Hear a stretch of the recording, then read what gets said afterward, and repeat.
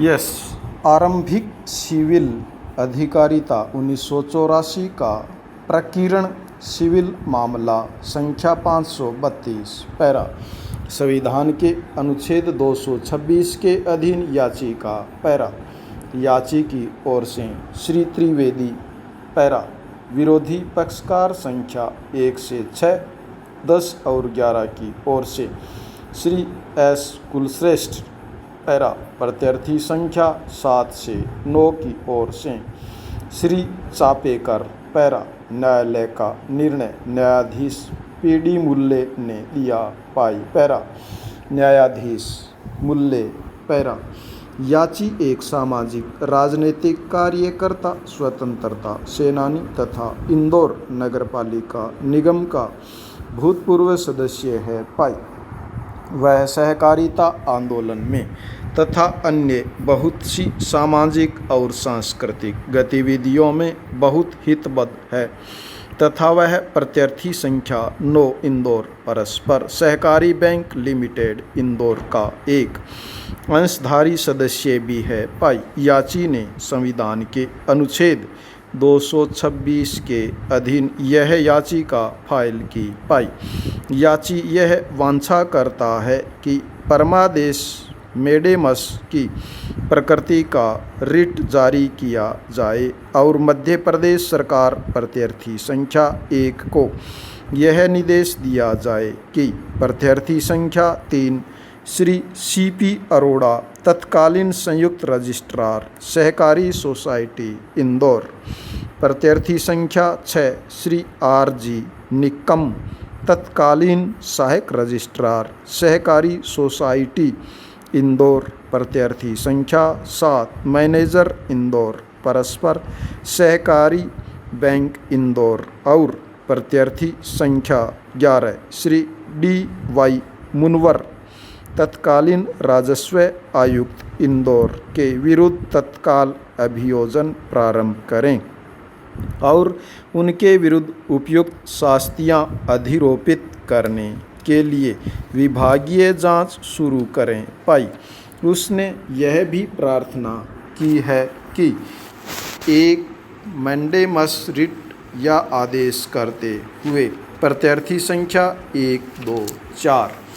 और 10 को जारी किया जाए कि वह प्रत्यार्थी संख्या 9 को उस संपूर्ण धन का संदाय करे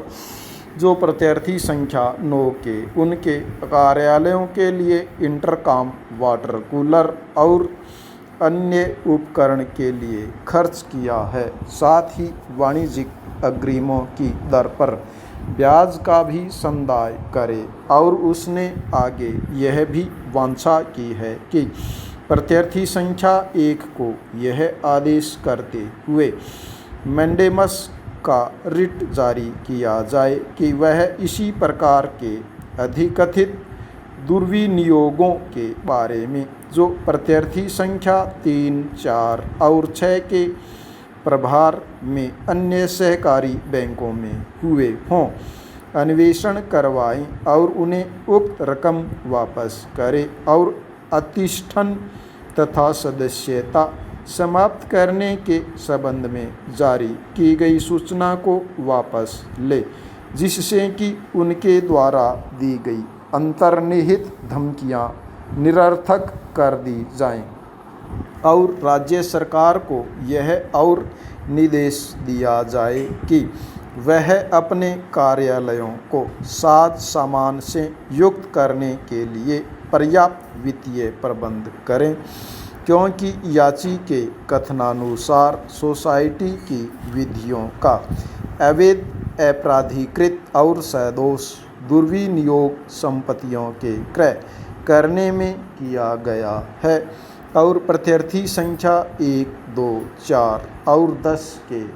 कार्यालयों के लिए ये दुर्विनियोग किए गए हैं पाई पैरा।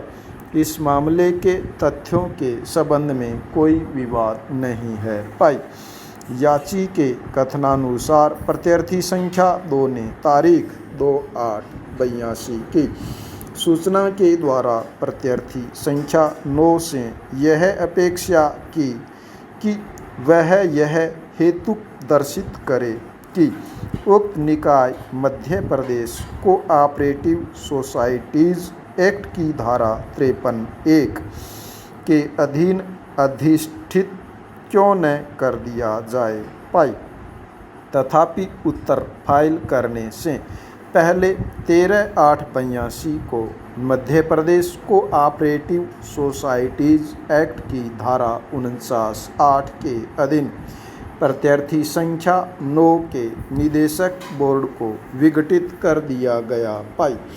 परिणाम स्वरूप प्रत्यार्थी संख्या 2 ने प्रत्यार्थी संख्या 9 का प्रभार प्रत्यार्थी संख्या 5 और 6 के